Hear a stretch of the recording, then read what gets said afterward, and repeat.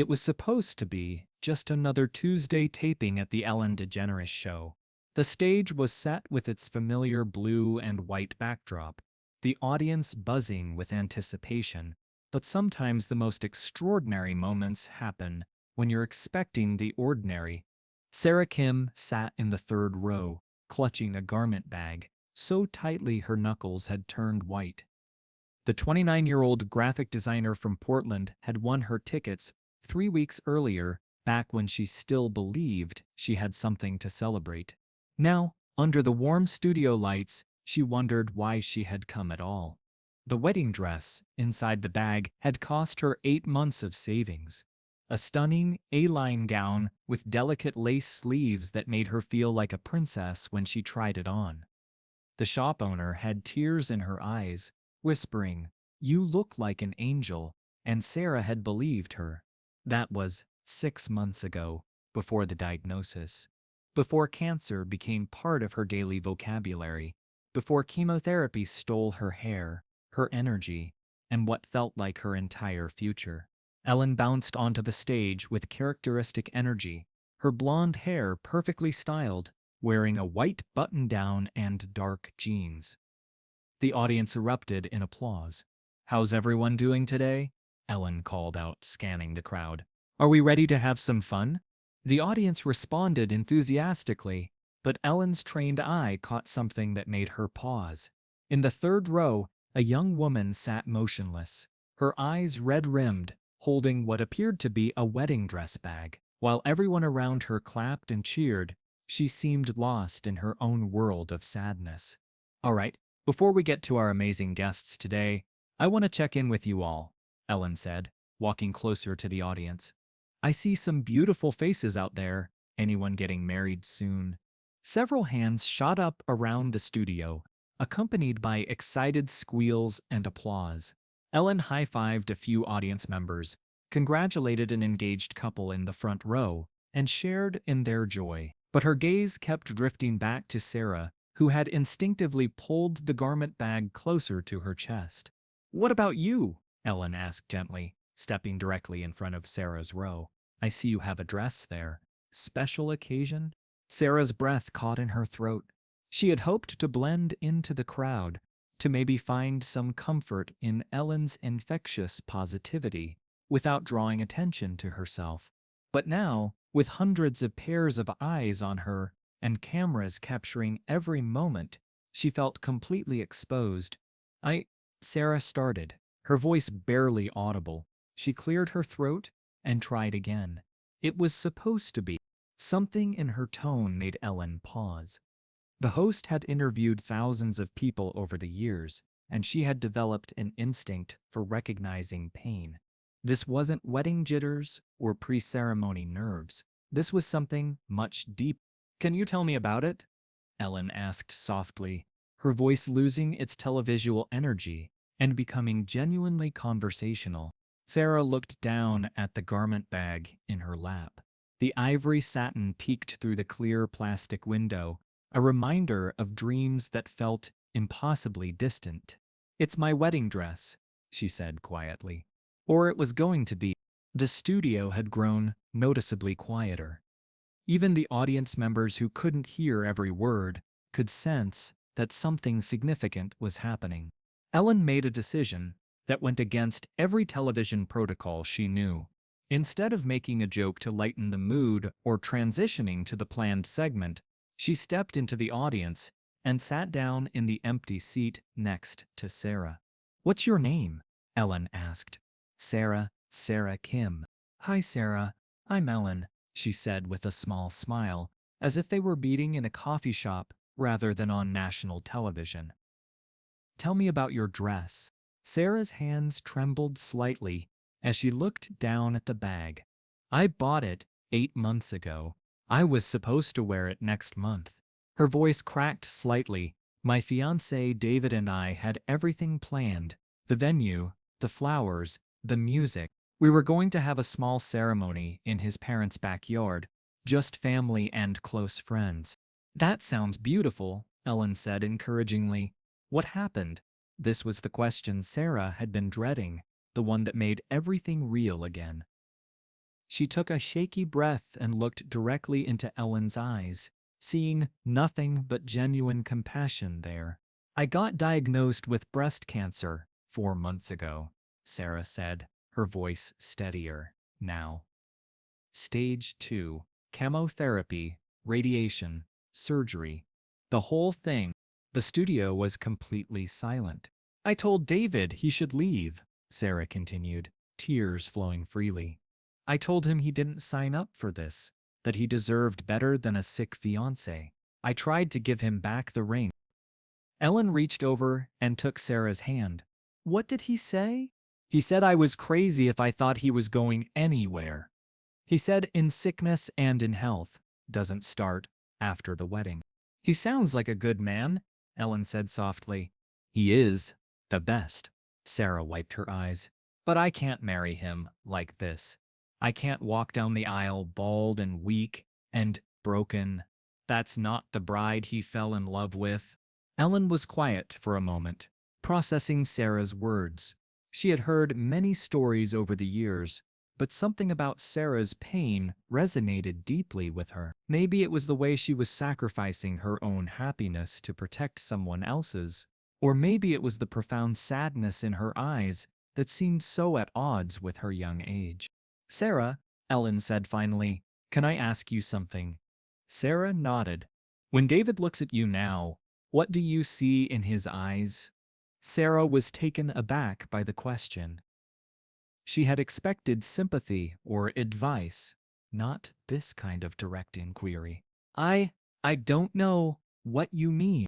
I mean, when you're feeling sick from treatment, when you're tired, when you don't feel beautiful, what do you see when he looks at you? Sarah thought about this for a moment. She remembered the way David would look at her when she was curled up on the couch, wrapped in blankets, too exhausted to even watch TV. She remembered his expression when she finally showed him her bald head after her hair fell out, how his eyes had filled with tears, not from disgust or pity, but from something that looked remarkably like awe. Love, she whispered. I see love. And you think that love is conditional on your hair, on your energy level, on whether you fit some predetermined idea of what a bride should look like? Sarah shook her head slowly, beginning to understand where Ellen was leading her. Sarah, I've been to a lot of weddings, Ellen continued, her voice gentle but firm, and I can tell you that the most beautiful brides I've ever seen weren't the ones with perfect hair or perfect dresses or perfect circumstances. They were the ones who were brave enough to choose love despite everything that tried to convince them otherwise. The audience was completely captivated now, hanging on every word of this unexpected conversation. But I wanted everything to be perfect for him, Sarah protested weakly. He deserves a real wedding with a beautiful bride who isn't falling apart. Ellen stood up suddenly, a look of determination crossing her face. Sarah, stand up for a minute. Confused but trusting, Sarah rose from her seat, still clutching the garment bag. Everyone, Ellen announced, addressing the entire studio, I want you to meet Sarah Kim. She's 29 years old. She's a graphic designer. She's fighting cancer with more courage than most people show in their entire lives. And she's about to marry a man who loves her exactly as she is. The audience burst into spontaneous applause, but Ellen held up a hand to continue. Sarah came here today with her wedding dress, thinking she needed to sell it because she doesn't feel worthy of wearing it. But I think we need to show her something. Ellen turned to face Sarah directly. Sarah, that dress isn't just fabric and lace. It's a symbol of hope, of commitment, of two people choosing to face whatever comes together. And you know what? I think it's time we honored that. Without warning, Ellen stepped away from Sarah and addressed her production team. Andy, I need you to clear the schedule for the rest of the hour. Marcus, can you get me some flowers? And someone find me an officiant. Sarah's eyes widened in shock. Ellen, what are you doing? Ellen turned back to her with a grin that was part mischief, part pure determination. Sarah, I'm going to ask you one more time. Do you love David? More than anything, Sarah replied without hesitation. And does he love you? Yes. Then we're having a wedding? Right here? Right now? The studio erupted in cheers and applause as Ellen's words sank in. Sarah stood frozen, overwhelmed by the magnitude of what was happening. I can't, Sarah protested, even as her heart began to race with possibility. He's not here. We don't have rings. I don't have makeup or… Sarah, Ellen interrupted gently. Where is David right now? He's at work. He's a teacher at Lincoln High School. But Ellen, I can't just… Ellen was already motioning to her producers. Get David Kim on the phone. Tell him his fiancée needs him at our studio right now for the most important moment of his life. As the production team sprang into action, Ellen turned back to Sarah.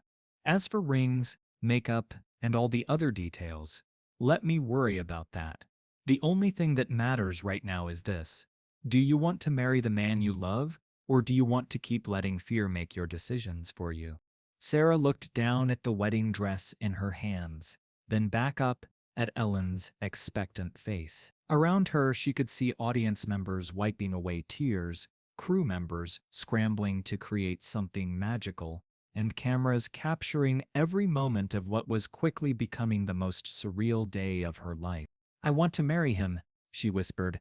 Then louder, I want to marry him.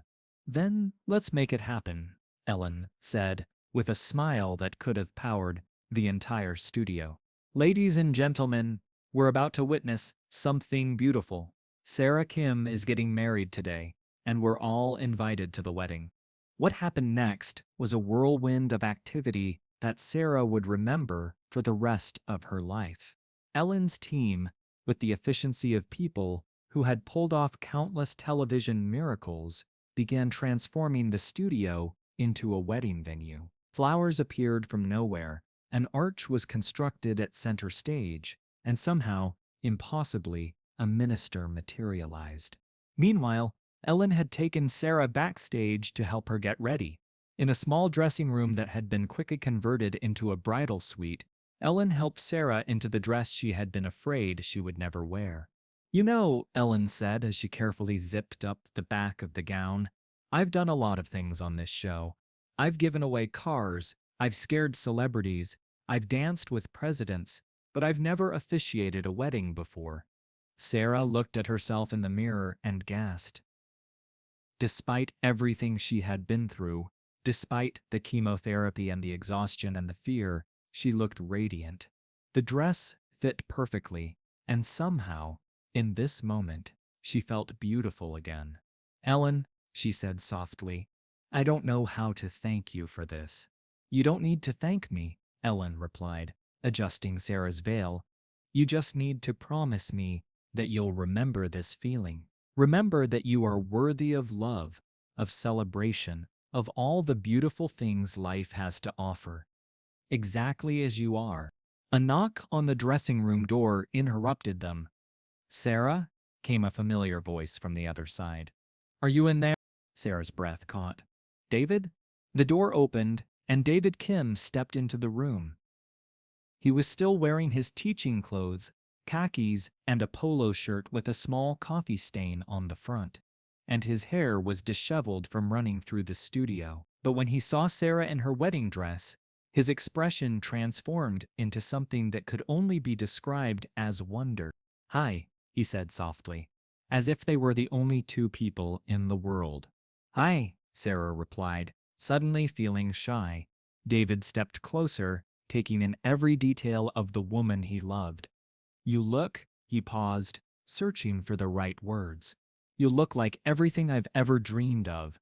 Ellen, who had been watching this reunion with tears in her eyes, quietly slipped out of the room to give them a moment alone. David, are you sure about this? Sarah asked, her old fears resurfacing. It's not how we planned it. It's not perfect. David reached up and gently cupped her face in his hands. Sarah, look at me. Really look at me. She did, seeing in his eyes the same expression she had noticed earlier when Ellen asked her about it. Pure, unconditional love. Perfect was never the plan, David said softly. The plan was always just us. You and me, choosing each other, no matter what comes. And if we're doing that today, in front of Ellen DeGeneres and a studio full of strangers, then this is the most perfect wedding I could ever imagine. 20 minutes later, Sarah walked down an aisle made of rose petals scattered across the studio floor. The audience rose to their feet, not in the typical polite wedding applause, but in genuine celebration of what they were witnessing. Ellen stood at the altar they had constructed, wearing a borrowed minister's collar over her casual clothes, beaming as she prepared to officiate her first wedding. David stood waiting for her, and when their eyes met, Sarah felt all her doubts melt away. This was right. This was exactly how it was supposed to be. The ceremony was simple but profound. Ellen spoke about love that transcends circumstances, about courage in the face of uncertainty, and about the beauty of choosing hope when fear seems easier. Sarah and David exchanged vows they wrote on the spot, promising to face whatever came together, to find joy in unexpected places, and to never let anything convince them that their love wasn't worth celebrating. When Ellen pronounced them husband and wife, the studio erupted in celebration. David kissed his bride as confetti fell from the ceiling, and the audience cheered. Sarah had never felt more beautiful, more loved, or more grateful for the unexpected turns that had led her to this moment. As the celebration continued, Ellen pulled the newlyweds aside. "I have something for you," she said, handing them an envelope. A honeymoon, 2 weeks in Hawaii, all expenses paid. Sarah began to cry again, overwhelmed by the kindness. "Ellen, I don't understand why you did all this for us," she said through her tears. Ellen smiled warmly, because sometimes when life tries to convince us that we don't deserve happiness, we need someone to remind us that we do. 6 months later, Sarah's cancer was in remission. She kept the wedding dress and a photo from that magical day as reminders that the most unexpected moments can become the most precious memories. The episode became one of the most watched in the show's history. But for Sarah, the most important part was the lesson Ellen taught her, that we are all worthy of love, of celebration, exactly as we are. Sometimes the most beautiful weddings happen when you least expect them, with strangers as witnesses and hope as the only diversion you really need. And sometimes, love happens when we're brave enough to believe we deserve it.